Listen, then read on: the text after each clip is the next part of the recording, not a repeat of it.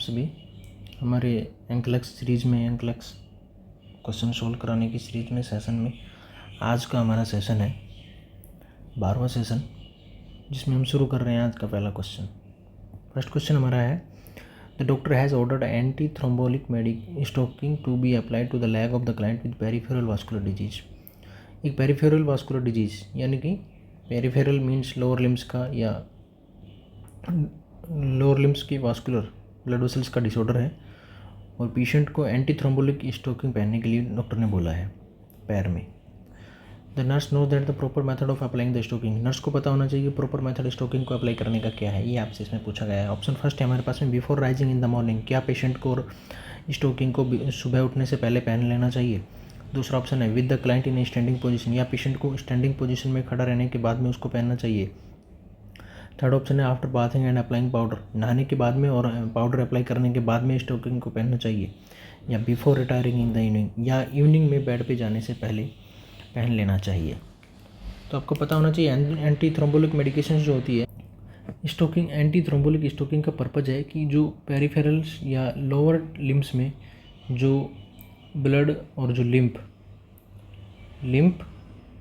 और जो blood supply की वजह से रिटर्न वापस जो होता है वीन कमज़ोर हो जाने की वजह से या प्रोलॉन्ग्ड स्टैंडिंग की वजह से या ग्रेविड यूट्रस यानी कि प्रेगनेंसी की कंडीशन में जब यूट्रस जो होता है उसको हम ग्रेविड यूट्रस बोलते हैं, और वो ग्रेविड यूट्रस अगर हमारे लिम्फेटिक सिस्टम को या वेनस सिस्टम को प्रेस कर रहा है, जैसे कि ग्रेविड यूट्रस की वजह से इंफीरियर वेना केवा में भी कंप्रेशन होता है और कंप्रेशन की वजह से जो ब्लड हार्ट की साइड में वापस जो आना चाहिए वो नहीं आ पाता है, और नहीं आ पाने की वजह से इंफीरियर वेना केवा में और नीचे वाली जो ब्लड वेसल्स है वेन्स जो है उनमें ब्लड का इकट्ठा होने लग जाएगा। इससे एडिमा भी देखने को मिलता है।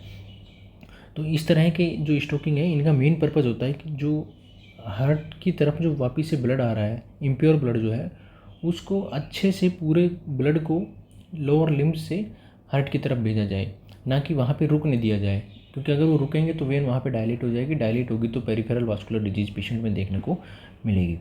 तो इस एंटी थ्रोम्बोलिक स्टोकिंग को कब पहनना है ये आपसे पूछा गया है। Before rising in the morning, हाँ, जब पेशेंट बेड से नीचे उतर रहा है यानी कि जब मॉर्निंग में उठ रहा है तभी उसको ये सब स्टोकिंग है वो पहन लेना चाहिए। ये ऑप्शन हमारा यहाँ पे सही होगा, before rising in the morning.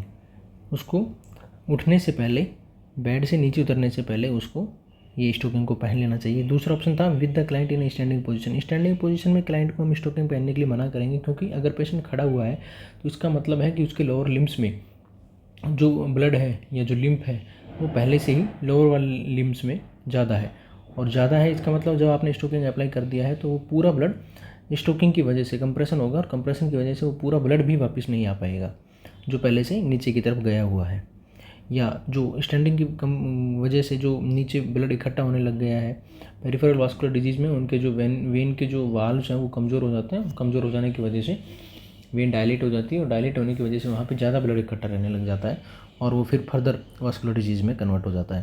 तो बी ऑप्शन यहाँ पे गलत होगा। तीसरा ऑप्शन था after bathing and applying powder. Bathing के बाद में भी और अप्लाइंग पाउडर तो बिल्कुल यूज ही नहीं करना है। आफ्टर बाथिंग में भी क्या है कि पेशेंट खड़ा होकर नहा रहा है, बात कर रहा है और कोई भी एक्टिविटी कर रहा है बाथिंग के बाद में, और जब हम उसको पहनने के लिए बोल रहे हैं तब भी पेशेंट खड़ा हुआ है, इसका मतलब है कि उसके लोअर लिम्स में ब्लड का लेवल जो है वो ज़्यादा है, और ज़्यादा लेवल जब तक है जब तक हम पेशेंट को स्टोकिंग पहनने के लिए मना कर देंगे। Before retiring in the evening में अपने सभी काम करने के बाद में जब पेशेंट बेड पे जा रहा है तब नहीं करना है, क्योंकि सब पेशेंट सोएगा तो सुपाइन पोजीशन में सोएगा, और सुपाइन पोजीशन में जो ब्लड का फ्लो है वापस हार्ट की तरफ वो नॉर्मल रहेगा, इसलिए हम उस पेशेंट में स्टोकिंग पहनने के लिए मना कर देंगे। तो नाइट में उसको नहीं पहनना है। एंटी थ्रोम्बोलिक स्टोकिंग जो है वो सिर्फ और सिर्फ तब पहननी है जब पेशेंट बेड से नीचे उतर रहा है, यानी कि before rising in the morning. तो ए ऑप्शन हमारा जो है वो सही होगा। चलिए नेक्स्ट क्वेश्चन हमारा है,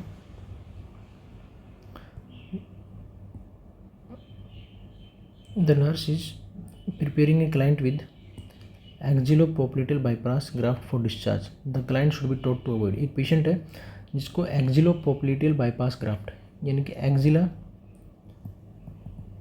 और पोप्लिटियल आर्टरी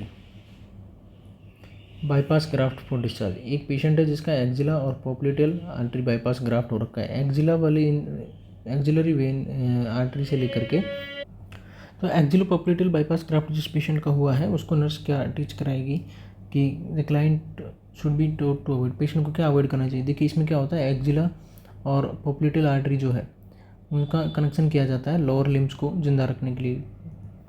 लोअर लिम्स में जो ब्लड सप्लाई है उसको मेंटेन करने के लिए, उनको लाइव रखने के लिए हम एक्जिलो पोप्लिटेल बाईपास करते हैं या फिर एक्जिलो फीमोरल।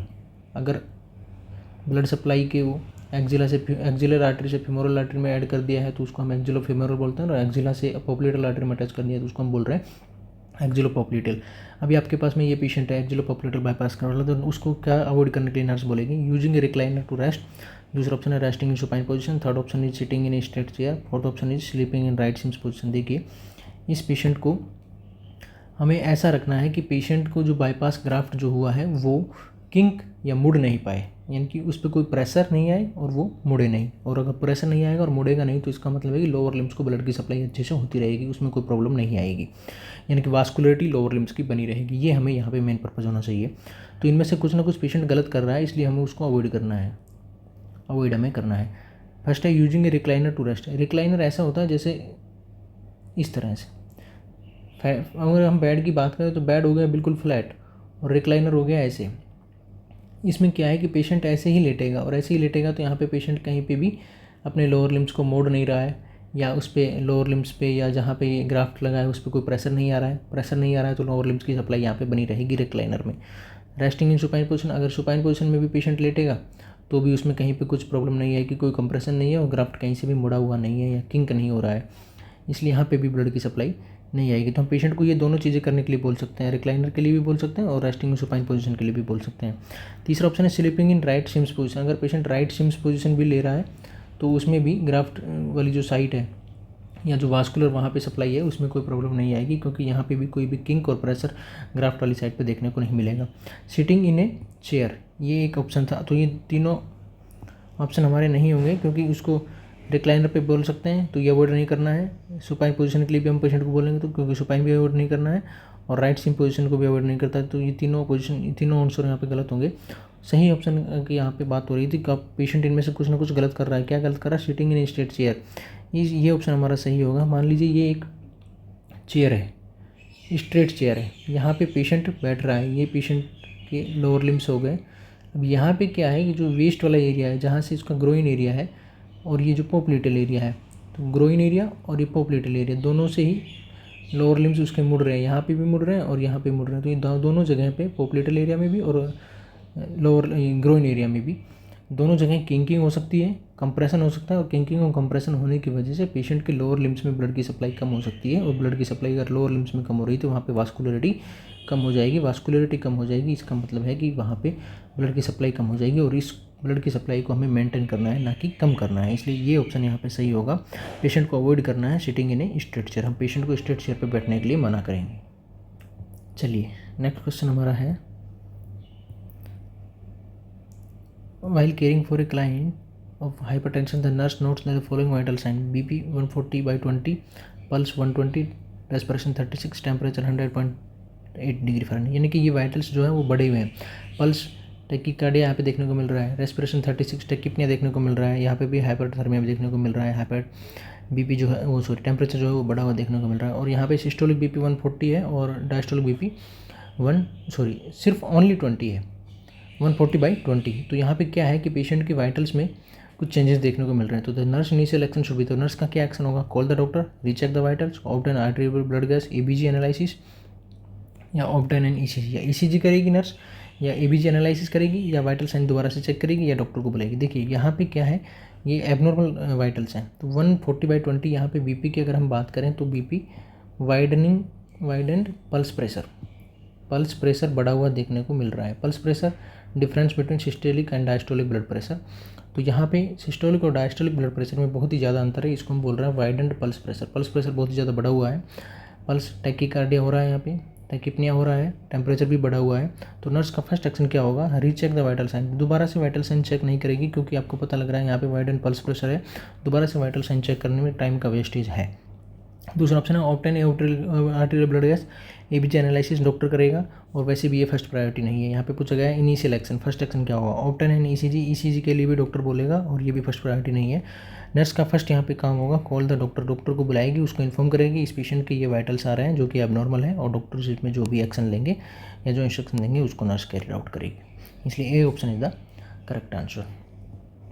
नेक्स्ट क्वेश्चन हमारा है the nurse is caring for a client with peripheral, The nurse is caring for a client with peripheral vascular disease. To correctly assess the oxygen saturation level, the monitor may be placed on the, यानी कि एक patient है जिसका peripheral vascular disease हो रखी है और उसका ऑक्सीजन सेचुरेशन लेवल चेक करना है, तो नर्स क्या करेगी, तो नर्स मॉनिटर में भी प्लेस्ड ऑन, मॉनिटर की बात मतलब जो SpO2 प्रोब यहाँ पे होता है हमारे पास में ऑक्सीजन सेचुरेशन चेक करने के लिए, उसकी बात हो रही है।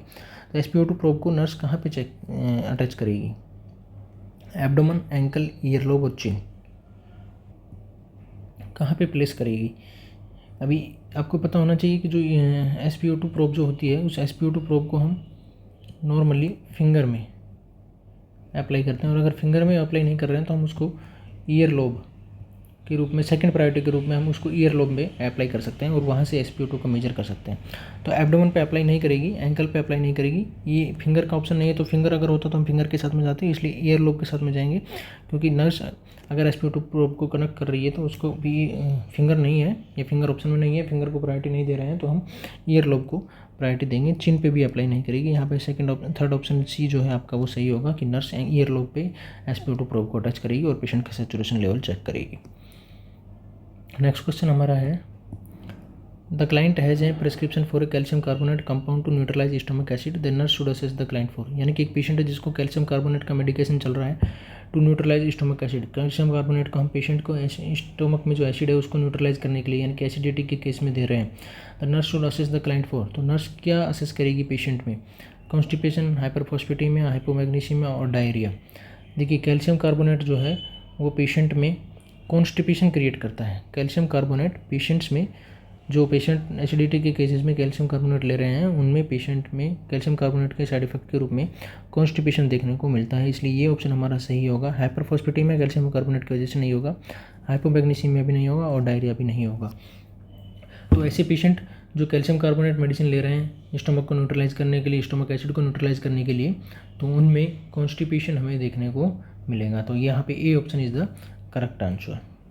नेक्स्ट क्वेश्चन हमारा है a client who has been receiving urokinase has a large bloody bowel movement, what nursing action would be the best for the nurse to take immediately, यानी कि एक पेशेंट है जिसको यूरोकाइनेज चल रहा है। यूरोकाइनेज एक मेडिकेशन है, थ्रोम्बोलाइटिक मेडिकेशन है, has a large bloody bowel movement, यानी कि जब वो फीसेस या स्टूल पास आउट कर रहा है तो उसके साथ में उसमें बहुत ही ज़्यादा ब्लड आ रहा है। What nursing action would be the best for the nurse to take immediately, nurse इनमें से फर्स्ट क्या एक्शन करेगी, क्या एक्शन करेगी वो आपसे पूछा गया है। देखिए यूरोकाइनेज और स्ट्रेप्टोकाइनेज दो थ्रोम्बोलाइटिक मेडिकेशन होती है, तो ये इनका काम है थ्रोम्बस का जो फॉर्मेशन हो गया है, जैसे स्ट्रोक में जो थ्रोम्बस बन जाता है उसको डिजोल्व करने के लिए हम थ्रोम्बोलाइटिक मेडिकेशन देते हैं पेशेंट में, स्ट्रेप्टोकाइनेज और यूरोकाइनेज, स्ट्रेप्टोकाइनेज और यूरोकाइनेज। तो यहाँ पे पेशेंट को यूरोकाइनेज चल रहा है और उस पेशेंट में बावल मूवमेंट जब कर रहा है यानी कि स्टूल पास आउट कर रहा है तो उसके साथ में ब्लड आ रहा है, ब्लड देखने को मिल रहा है बहुत ही ज़्यादा अमाउंट में, तो नर्स क्या करेगी, एडमिनिस्टर विटामिन के आई एम दे देगी, डिसकंटिन्यू द यूरोकाइनेज, यूरोकाइनेज को डिसकंटिन्यू कर देगी, reduce the urokinase and administer heparin, urokinase का डोज जो है उसका अमाउंट कम कर देगी और पेशेंट को हिपेरिन का इंजेक्शन देगी, stop the urokinase, notify the physician and prepare to administer Amicar, या यूरोकाइनेज मेडिसिन को स्टॉप कर देगी, डॉक्टर को बोलेगी और एमिकार का इंजेक्शन देगी। यहाँ पे आपको फर्स्ट प्रायोरिटी के रूप में नर्सिंग एक्शन क्या होगा वो आपसे पूछा गया है। तो स्ट्रेप्टोकाइनेज और यूरोकाइनेज दोनों ही ऐसी मेडिकेशन है जो थ्रोम्बोलाइसिस करती है, थ्रोम्बोलाइटिक मेडिकेशन है। इसी हम कार्डियोवास्कुलर एक्सीडेंट जैसे CVA है या मायोकार्डियल इन्फेक्शन है ऐसे पेशेंट में हम देते हैं ताकि जो थ्रोम्बस बन गया है उसको डिजोल्व किया जा सके। फर्स्ट ऑप्शन था एडमिनिस्टर विटामिन के आई है, एडमिशन विटामिन के का इंजेक्शन नहीं देगी क्योंकि विटामिन की ब्लडिंग क्लोट में हेल्पफुल है, ना कि ये यहाँ पे जो ब्लड लार्ज अमाउंट में लार्ज ब्लडी बाउल मूवमेंट देखने को मिल रहा है, यानी कि ब्लड बाउल मूवमेंट के साथ में जो ब्लड आ रहा है वो उसको ट्रीट किया जा सकता है विटामिन के इंजेक्शन। विटामिन के सिर्फ कोगुलेशन में हेल्पफुल हो सकता है, ना कि जो ब्लड आ रहा है उसको रोक सकता है। दूसरा ऑप्शन है डिसकंटिन्यू द यूरोकाइनेज या यूरोकाइनेज मेडिकेशन को डिसकंटिन्यू कर देगी। हाँ, डिसकंटिन्यू कर देगी मेडिकेशन को, ये बिल्कुल करेक्ट आंसर होगा यहाँ पे। लेकिन लास्ट ऑप्शन में भी दिया गया है stop the urokinase, stop the urokinase दूसरे में भी और लास्ट में भी ये दिया गया है। तो मतलब दोनों ही ऑप्शंस में यूरोकाइनेज को डिसकंटिन्यू करने की बात हो रही है। लेकिन लास्ट ऑप्शन में क्या हो रहा है, नोटिफाई द फिजिशियन, डॉक्टर को इन्फॉर्म भी कर रही है, एंड प्रिपेयर टू एडमिनिस्टर एमिकार। एमिकार का मतलब होता है injection amino caproic acid. Amino caproic acid जो है वो एंटीडोट है किसका, यूरोकाइनोज का। यूरोकाइनेज जो मेडिकेशन है, थ्रोम्बोलाइटिक मेडिकेशन है, इसका एंटीडोट है अमीनो कैप्रोइक एसिड। तो इसके इफेक्ट को कम करने के लिए नर्स प्रिपेयर कर रही है इंजेक्शन अमीनो कैप्रोइक एसिड को, डॉक्टर को इन्फॉर्म भी कर रही है और यूरोकाइनेज के मेडिकेशन को स्टॉप भी कर दिया है। तो ये ऑप्शन हमारा ज़्यादा सही बैठ रहा है, क्योंकि स्टॉप भी कर दिया है, डॉक्टर को इन्फॉर्म भी कर दिया है, और यूरोकाइनेज मेडिकेशन एडमिनिस्टर करने के लिए, यानी कि अमीनो कैप्रोइक एसिड यूरोकाइनेज का एंटीडोट एडमिनिस्टर करने के लिए नर्स प्रिपेयर भी कर रही है। तो ये ऑप्शन यहाँ पे सही होगा। और बी ऑप्शन में यहाँ सिर्फ बात हो रही थी यूरोकाइनेज को डिसकंटिन्यू करने की, डिसकंटिन्यू करेंगे, लेकिन ये ऑप्शन डी वाला ऑप्शन ज़्यादा हमारी प्रायोरिटी है, क्योंकि इसमें नोटिफाई भी कर रही है डॉक्टर को और प्रिपेयर कर रही है इसका यूरोकाइनेज का एंटीडोट लगाने के लिए भी। और तीसरा ऑप्शन बचा है यहाँ पे reduce the urokinase and administer heparin. देखिए, रिड्यूस नहीं करना है, सिर्फ स्टॉप ही कर देना है डायरेक्टली, रिड्यूस नहीं करना है डोज को। एंड एडमिनिस्टर हेपेरिन भी एक एंटीकोगुलेंट है, यानी कि अगर हेपेरिन भी इंजेक्ट आपने कर दिया है पेशेंट को तो ये भी ब्लीडिंग के चांसेस बढ़ाएगा, ना कि कम करेगा, इसलिए ये ऑप्शन भी यहाँ पे गलत होगा। तो D option is the correct answer. You stop करेंगे यूरोकाइनेज को और उसका एंटीडोट देंगे, अमीनो कैप्रोइक एसिड जो एंटीडोट यूरोकाइनेज का उसको देंगे और डॉक्टर को इन्फॉर्म भी करेंगे, इसलिए D option is the correct answer. Next question हमारा है which of the following best describe the language of a 24 month old, यानी कि 2 साल का बच्चा है। Which of the following best describe the language, उसकी बेस्ट लैंग्वेज उसकी क्या हो सकती है इनमें से। Doesn't understand yes and no, yes और नो को अंडरस्टैंड नहीं करता है, नहीं, 2 साल का बच्चा तो येस और नो को अंडरस्टैंड करने लग जाता है, इसलिए ये ऑप्शन यहाँ पे गलत होगा। दूसरा है understand the meaning of the word, क्या वर्ड्स का मीनिंग समझने लग जाता है, हर वर्ड का मीनिंग समझने लग जाता है, नहीं, उसको कुछ वर्ड्स का मीनिंग समझ में आ सकता है, लेकिन सभी वर्ड्स का मीनिंग समझ में पेशेंट को या उस बच्चे को 2 साल के बच्चे को नहीं आता, ये एक नॉर्मल नहीं है, इसलिए ये ऑप्शन भी गलत होगा। Continuously ask why to most topic, या कंटिन्यूसली क्वेश्चन करता रहेगा हर चीज़ के लिए, तो ये भी यहाँ पे गलत होगा, क्योंकि ये जो आस्किंग वाई जो क्वेश्चन जो है यहाँ पे कंटिन्यूसली बात हो रही, continuously ask why to most topic, यानी कि हर चीज़ के बारे में क्वेश्चन करने लगेंगे। जो क्वेश्चन करने वाली जो स्टेज है वो लगभग 3 से 4 साल के बच्चे में देखने को मिलती है, ना कि 2 साल के बच्चे में। तो जो 2 साल का बच्चा है वो doesn't understand yes and no, नहीं, यस और नो के मीनिंग को वो समझने लग जाता है, यस एंड नो के मीनिंग को वो समझने लग जाता है। यहाँ पे बात हो रही है डजेंट अंडरस्टैंड, नहीं, समझने लग जाता है, इसलिए ये ऑप्शन यहाँ पे गलत होगा। Understand the meaning of words का मीनिंग नहीं समझ पाता है 2 साल का बच्चा, इसलिए ये ऑप्शन यहाँ पे गलत होगा। एबल टू वर्बलाइज नीड, उसको क्या चाहिए उसका, जैसे उसको कुछ भी प्रोडक्ट या कुछ ऑब्जेक्ट चाहिएगा तो कुछ ऑब्जेक्ट का वो नाम ले सकता है या नेम लेने लग जाता है 2 साल का बच्चा, इसलिए ये ऑप्शन यहाँ पे सही होगा। जैसे एबल टू वर्बलाइज नीड, उसको क्या चाहिए उसको वर्बलाइज, उसका नाम लेने लग जाता है, जैसे उसको बिस्किट चाहिए तो कुकीज़ या बिस्किट बोल सकता है, इसलिए 2 साल का बच्चा जो है वो एबल टू वर्बलाइज नीड, जो उसको चाहिए उसका नाम लेने लग जाता है। तो लास्ट ऑप्शन है continuously ask why to most topic, question हर चीज़ में करेगा, वो 3 से 4 साल का बच्चा करेगा, यहाँ पे बात हो रही है 2 साल के बच्चे की, तो ये ऑप्शन भी इसलिए यहाँ पे गलत होगा। नेक्स्ट क्वेश्चन हमारा है in terms of cognitive development a 2-year-old would be expected to, यानी कि कॉग्निटिव डेवलपमेंट की बात हो रही है, पेशेंट की थिंकिंग रीजनिंग की बात हो रही है। A 2-year-old would be expected to, तो 2 साल के बच्चे को किस तरह की थिंकिंग रहेगी। Think abstractly, use magical thinking, understand conservation of matter, see things from perspective of others. Think abstractly, abstract thinking क्या डेवलप हो जाती है 2 साल के बच्चे में, ये आपसे पूछा गया है यहाँ पे। Abstract thinking, understand conservation of matter, see things from the perspective of others, दूसरे के नज़रिए से देखना, मैटर को रिस्टोर करना, और थिंक एब्स्ट्रैक्टली, एब्स्ट्रैक्ट थिंकिंग, ये तीनों ही जो फीचर्स हैं ये तीनों ही 2 साल के बच्चे के कॉग्निटिव डेवलपमेंट को डिनोट नहीं करते हैं। ये जो है लेटर स्टेज में, ये लेटर स्टेज यानी कि लेटर स्टेज ऑफ लाइफ, जब बच्चा 4 से 5 साल का हो जाता है तो उनमें ये सब चीज़ें देखने को मिलती है, ना कि 2 साल के बच्चे में। और यहाँ पे कॉग्निटिव डेवलपमेंट अगर 2 साल के बच्चे की बात हो रही है तो 2 साल के बच्चे की ये स्किल नहीं होती है कि उसमें एब्स्ट्रैक्ट थिंकिंग डेवलप हो जाए, अंडरस्टैंड कंजर्वेशन ऑफ मैटर और see things from the perspective of others.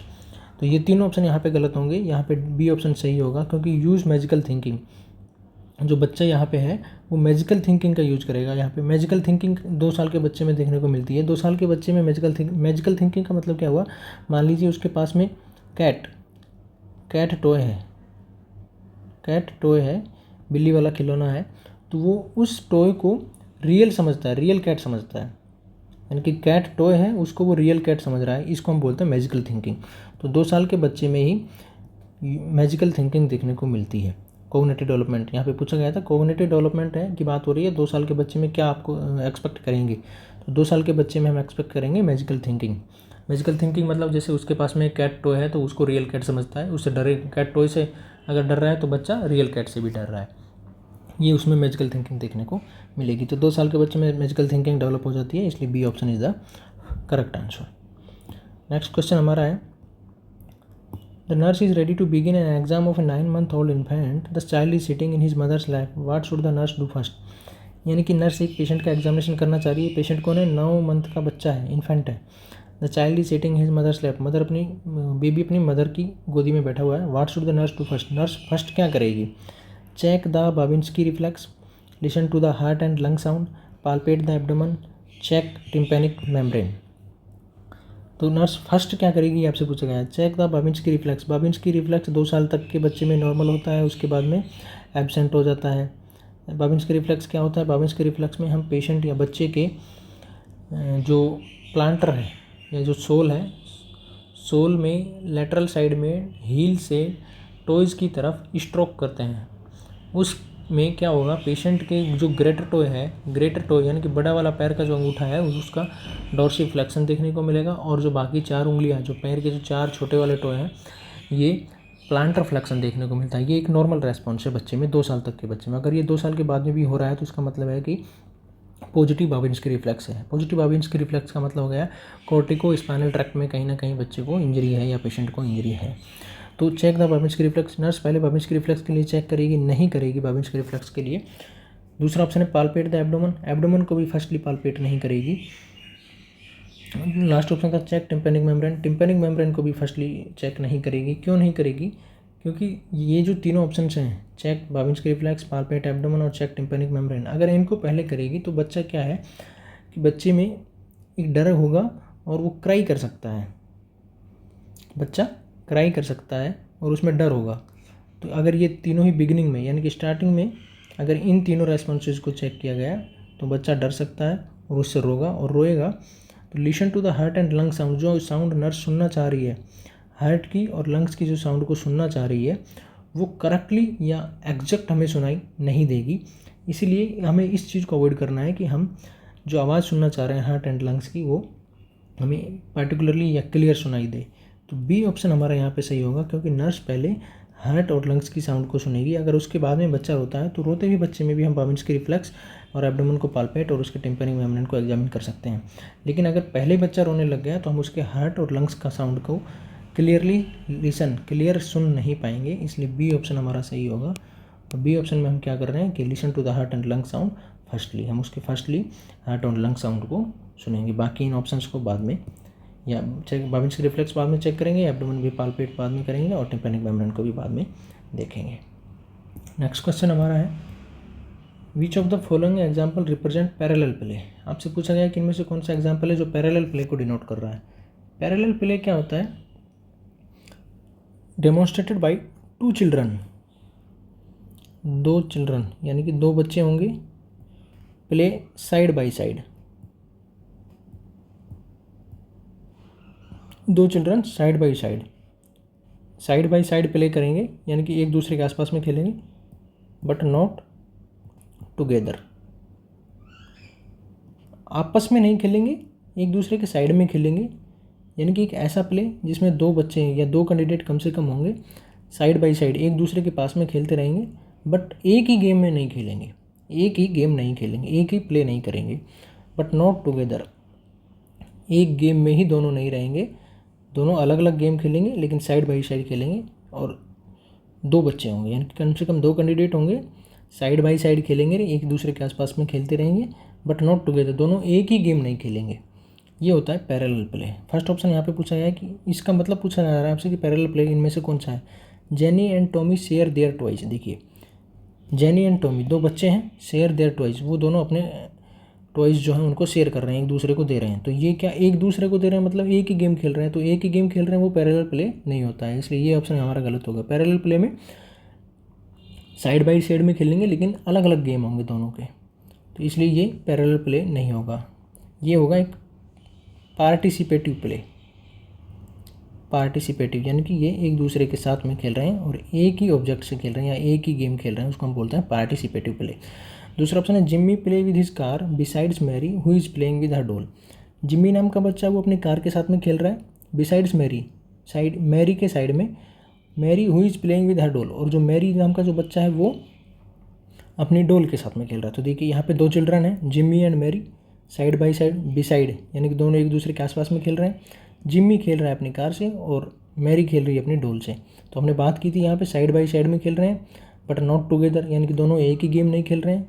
Jimmy अपनी कार से खेल रहा है और मैरी अपनी डॉल से खेल रही है, तो ये दोनों अलग अलग चीज़ से खेल रहे हैं, इसलिए ये हमारा पैरेलल प्ले का ऑप्शन होगा। तो पैरेलल प्ले का मतलब है 2 कैंडिडेट होंगे, साइड बाय साइड में एक दूसरे के साथ में, एक दूसरे के साइड में खेल रहे होंगे लेकिन एक ही गेम नहीं खेल रहे होंगे, और ये ऑप्शन हमारा फॉलो कर रहा है B option, Jimmy play with his car beside Mary who is playing with her doll. 2 candidate हैं, दोनों अपने अपने कार और डॉल से खेल रहे हैं लेकिन एक दूसरे के साइड में खेल रहे हैं, तो इसलिए पैरेलल प्ले में B option is the correct answer. तीसरा ऑप्शन था Kevin play a game of Scrabble with Kathy and show, यानी कि केविन है, कैथी एंड शो, ये 3 कैंडिडेट हैं, ये स्क्रेबल वाला गेम खेल रहे हैं, तो ये पार्टिसिपेटिव प्ले होगा, यानी कि 3 लोग खेल रहे हैं, पार्टिसिपेट कर रहे हैं इसमें, ये पैरेलल प्ले का ऑप्शन नहीं होगा, इसलिए ये ऑप्शन भी गलत होगा। Mary play with handle game with while sitting in her mother's lap. Mary नाम का बच्चा है, हैंडल गेम खेल रहा है, while sitting her mother's lap, अपनी मम्मी की गोदी में बैठा उठा खेल रहा है, तो उसको हम बोल रहे हैं यहाँ पे अकेला बच्चा ही खेल रहा है, इसको हम बोलते हैं सोलिटरी प्ले। सोलिटरी प्ले यानी कि सिर्फ एक ही बच्चा अकेला खेल रहा है, उसको हम बोल रहे हैं सोलिटरी प्ले। और एक ही गेम में लोग बच्चे कई पार्टिसिपेट हो रहे हैं, तो उसको हम बोल रहे हैं पार्टिसिपेटिव प्ले। 2 बच्चे हैं, साइड बाय साइड में खेल रहे हैं लेकिन अलग अलग गेम खेल रहे हैं, उसको हम बोल रहे हैं पैरेलल प्ले। तो पैरेलल प्ले आपसे पूछा गया है, तो पैरेलल प्ले का ऑप्शन यहाँ पे सही होगा, B option is the correct answer. Next question है, assuming that all have achieved normal cognitive and emotional development, which of the following children is at greatest risk for accidental poisoning। यानी कि सभी normal बच्चे हैं, उनमें cognitive और emotional development normal है, तो which of the following children is at greatest risk for accidental poisoning. Accidental poisoning के चांसेस कौन सी वाली एज ग्रुप में ज़्यादा होते हैं, ये आपसे पूछा गया है। 6 month old, 4 year old, 10 year old, 13 year old. देखिए 6 साल का बच्चा जो है वो बहुत ही छोटा होता है, तो छोटा बच्चा जो है वो 6 साल का बच्चा जो वॉकिंग भी नहीं कर पाता है, वॉकिंग भी अगर पेशेंट नहीं कर पा रहा है या बच्चा नहीं कर पा रहा है, इसका मतलब है कि वो पॉइजनस मटेरियल या एक्सीडेंटल पॉइजनिंग, जहाँ पे भी कोई भी केमिकल है या कोई दूसरी चीज़ है जो पॉइजन के रूप में हो सकती है, वहाँ तक पहुँच नहीं पाएगा, और वो नहीं पहुँच पाएगा तो इसका मतलब है कि 6 साल का बच्चे को एक्सीडेंटल पॉइजनिंग होने के चांसेस ज़्यादा नहीं होते हैं। ग्रेटेस्ट रिस्क की यहाँ पे बात की गई है। दूसरा ऑप्शन है 4 ईयर ओल्ड। 4 साल के बच्चे में या 4 साल तक के 4 साल के बच्चे के एज ग्रुप वाले में greatest risk for accidental poisoning, accidental poisoning होने के बहुत ही ज़्यादा चांसेस होते हैं। ग्रेटेस्ट रिस्क जो होता है वो 4 साल के बच्चे में ही होता है, या 3 से 4 साल के बच्चे में, जो टोटल एज ग्रुप होता है 3 से 4 साल तक के बच्चे में ये सबसे ज़्यादा चांसेस रहते हैं एक्सीडेंटल पॉइजनिंग के, क्योंकि ये बच्चा जो रिस्क हो सकता है एक्सीडेंटल पॉइजनिंग की वजह से, जो रिस्क है उसके बारे में अवेयर नहीं होता है, not aware about risk not aware. 3 या 4 साल का बच्चा जो है वो रिस्क के बारे में अवेयर नहीं होता है, इसलिए एक्सीडेंटल पॉइजनिंग के जो केसेज हैं वो बहुत ही ज़्यादा 4 साल के एज ग्रुप में देखने को मिलते हैं। बी ऑप्शन यहाँ पे हमारा सही होगा। 10 ईयर ओल्ड और 13 ईयर ओल्ड ये दोनों लेटर स्टेज हैं, या मैच्योर हो जाते हैं। कितना मैच्योर हो जाते हैं, इतना मैच्योर हो जाते हैं, उनको पता हो जाता है कि किस चीज़ से रिस्क है और किस चीज़ से रिस्क नहीं है। उसको पता लग जाता है कि ये चीज़ जो है हमें नुकसान कर सकती है और ये चीज़ हमें नुकसान नहीं करेगी, तो उसको पता है एक्सीडेंटल पॉइजनिंग वो नहीं करेगा, पॉइजन लेने से उसको क्या नुकसान हो सकता है, ये उस 10 और 13 साल के बच्चे को पता लग जाता है। तो इसलिए इन दोनों में एक्सीडेंटल पॉइजनिंग के चांसेस नहीं रहेंगे, इसलिए सी और डी ऑप्शन भी गलत होंगे हमारे। यहाँ पे B option is the correct answer. 4 year old जो बच्चा है उसमें सबसे ज़्यादा एक्सीडेंटल पॉइजनिंग देखने को मिल सकता है। नेक्स्ट क्वेश्चन हमारा है, an important intervention is monitoring the dietary compliance of a client with bulimia. एक बुलीमिया वाला पेशेंट है, उसमें डाइटरी कंप्लाइंस यानी कि डाइट से रिलेटेड आप उसमें क्या ध्यान रखेंगे। इंपॉर्टेंट इंटरवेंशन आप इनमें से कौन सा चूज करेंगे। फर्स्ट ऑप्शन है allowing the client privacy during meal time, patient को खाना खाने के टाइम प्राइवेसी देंगे। Praising her for eating all her meal, या उसको हम प्रेज करेंगे जब वो खाना सारा खा रहा है तब। Observing her for 1 to 2 hours after meal, हम उसे 1 से 2 घंटे बाद खाना खाने के 1 से 2 घंटे तक ऑब्जर्व करते रहेंगे। लास्ट ऑप्शन है encouraging her to choose food she like and to eat in moderation, यानी कि हम पेशेंट को जो भी खाना वो चूज कर रहा है या जो लाइक करता है वो खाने के लिए देंगे। देखिए यहाँ पे पता होना चाहिए बुलीमिया को हम बुलीमिया नर्वोसा भी बोलते हैं, बुलीमिया नर्वोसा, और एक होता है एनोरेक्सिया नर्वोसा और बुलीमिया नर्वोसा। ये दोनों ही एनोरेक्सिया नर्वोसा और बुलीमिया नर्वोसा ये दोनों ही ईटिंग डिसऑर्डर है। एनोरेक्सिया नर्वोसा में क्या देखने को मिलता है, एनोरेक्सिया नर्वोसा में पेशेंट रिफ्यूज करता है खाने के लिए, रिफ्यूज टू ईट, या इसको हम बोल सकते हैं appetite denial, refuse to eat या एपेटाइट डिनाइल। और कंपल्सिव एक्सरसाइजिंग, यानी कि पेशेंट खाना नहीं खाएगा, एपेटाइट डिनाइल भूख नहीं लग रही है उसको ऐसा बोलेगा, और कंपल्सिव एक्सरसाइज मतलब हो गया है कि पेशेंट को बहुत ही ज़्यादा एक्सरसाइज करेगा।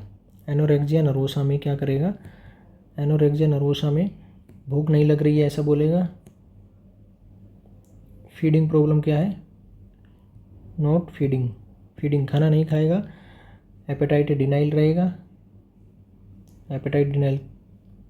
और कंपल्सिव एक्सरसाइज बहुत ही ज़्यादा एक्सरसाइज करेगा, क्योंकि उसको क्या डर है कि अगर वो खाना खाएगा तो उसका वेट गेन हो जाएगा, और वेट गेन को अवॉइड करने के लिए पेशेंट खाना नहीं खाएगा और बहुत ही ज़्यादा एक्सरसाइज करेगा। ये सब हमें देखने को मिलता है एनोरेक्सिया नर्वोसा में। क्वेश्चन में आपसे पूछा गया है बुलीमिया, तो बुलीमिया नर्वोसा भी एक ईटिंग डिसऑर्डर है। बुलीमिया नर्वोसा में क्या होता है कि पेशेंट खाना खाता है बिंज ईटिंग, यानी कि बहुत ही ज़्यादा खाना खाता है लेकिन एक्सरसाइज भी बहुत ही ज़्यादा करता है, बढ़ी हुई एक्सरसाइज देखने को मिलेगी। बिंज ईटिंग बहुत ही ज़्यादा खाना खाएगा, और binge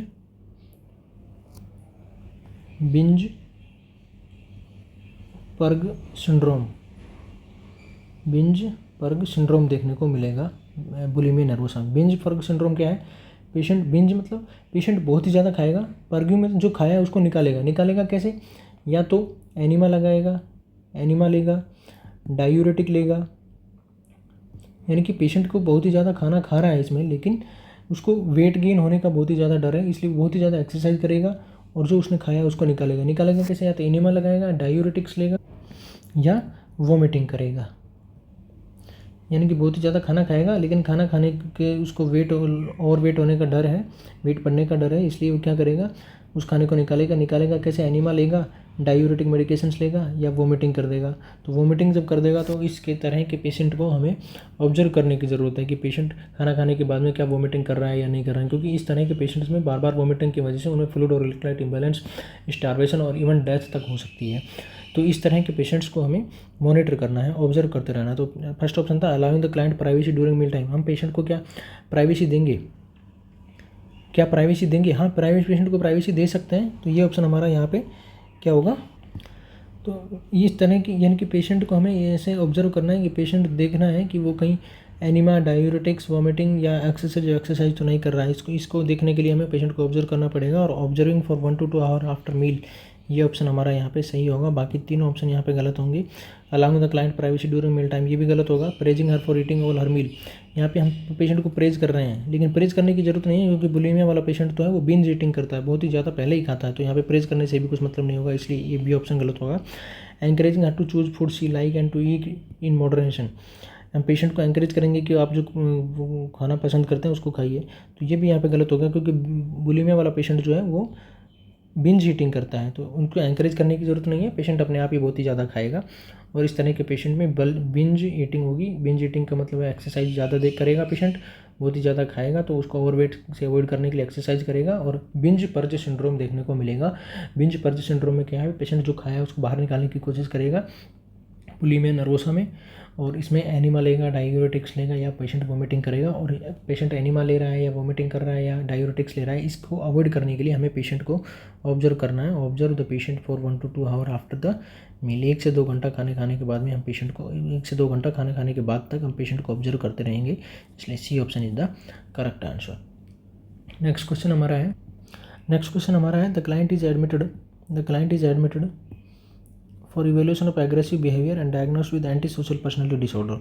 A key part of the care of such a client is, यानी कि एक पेशेंट है जिसमें एंटी सोशल पर्सनैलिटी डिसऑर्डर है, उसमें एग्रेसिव बिहेवियर देखने को मिल रहा है। The key part for the care of such, तो ऐसे पेशेंट का केयर करने के लिए क्या इंपॉर्टेंट है, ये आपसे पूछा गया। देखिए एंटी पर्सनैलिटी डिसऑर्डर जो है, ये पेशेंट फेल होते हैं क्या, failure to accept social norms, जो सोसाइटी के जो नॉर्म्स हैं उनको एक्सेप्ट करने में फेल होते हैं। इनमें एग्रेसिव बिहेवियर देखने को मिलता है, एग्रेसिव बिहेवियर देखने को मिलेगा, और fail to accept social norms, और इरिटेबिलिटी,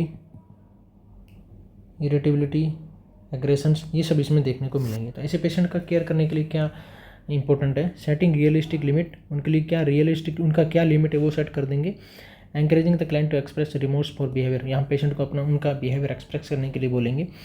तीसरा ऑप्शन है minimising interaction with other client, या उस एंटी सोशल पर्सनैलिटी वाले पेशेंट्स का हम इंटरेक्शन दूसरे पेशेंट्स के साथ में कम कर देंगे।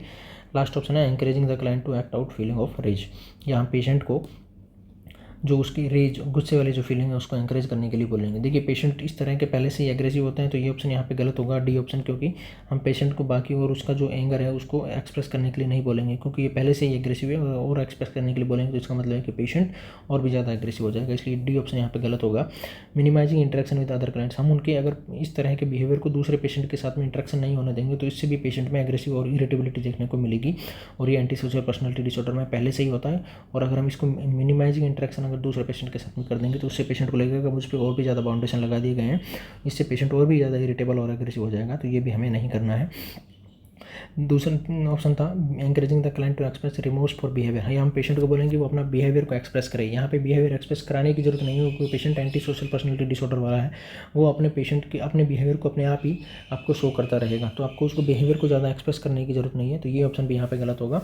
सेटिंग रियलिस्टिक लिमिट, हम पेशेंट के लिए लिमिट सेट कर देंगे कि आप इससे ज़्यादा कुछ भी नहीं कर पाएंगे, तो ये setting realistic limit is the correct answer. Anti personality disorder वाले पेशेंट्स के लिए हम सेटिंग रियलिस्टिक लिमिट का फॉलो करते हैं, तो ए ऑप्शन यहाँ पे सेटिंग रियलिस्टिक लिमिट ये हमारा सही आंसर होगा। एंटी सोशल पर्सनैलिटी वाले पेशेंट्स के लिए हम उसके बिहेवियर को या उसके रियलिस्टिक लिमिट को हम सेट कर देंगे, पेशेंट इसकी ज़्यादा क्रॉस लाइन नहीं जाएगा, ये ऑप्शन हमारा सही होगा। चलिए आज का फिनिश करते हैं हम आज का हमारा यही सेशन, और आगे के सेशंस में आप अपने साथ इसी तरह से कंटिन्यू रहिए। Thank you.